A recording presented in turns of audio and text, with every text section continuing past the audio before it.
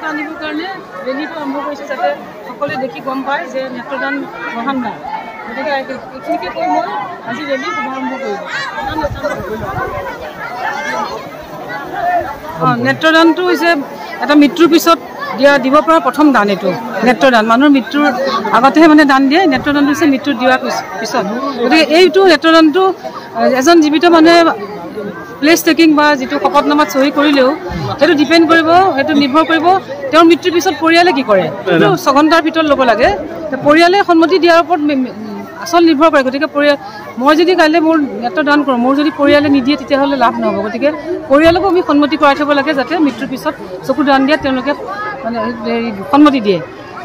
সেইখিনিয়ে হৈছে মানে প্ৰথম কথা বাকী নেত্ৰদানটো চকুটো দান কৰাৰ পিছত গোটেই মানে মানুহে ভাবে যে এইটো বিকৃত কৰি হৈ যাব সেইটো কথা নহয় অকল মানে আমাৰ এই যিখিনি ক'লা অংশ কৰ্ণীয়াকৈ তাৰ আগত স্বচ্ছ পদাৰ্থ যিখিনি তৰফ আছে সেইটোহে অপাৰেশ্যন কৰি লৈ যায় আৰু সেইটো বহুত খুব কেয়াৰ মানে কোনো ক্লিননেছটো পূৰা ৰাখি পেলাই মানে ষ্টেৰিলাইজেশ্যন মেইনটেইন কৰি সেইটো নিয়া হয় আৰু এনেকুৱা উদাহৰণো আছে যে আমি শ্মশানতো গৈ পেলাই এইটো ল'ব পাৰিম তেনেকুৱা ধৰণৰ আছে তাৰ কাৰণে কোনো সময় খৰচ নহয় ওচৰৰ নেত্ৰদান কালেকশ্যন চেণ্টাৰ থাকে তেওঁলোকক ফোন কৰিলে লগে লগে আহে 6 ঘণ্টাৰ ভিতৰত এইটো তেওঁলোকে যদি কালেক্ট কৰে বস্তুটো ভালে থাকে আৰু এইটো এটা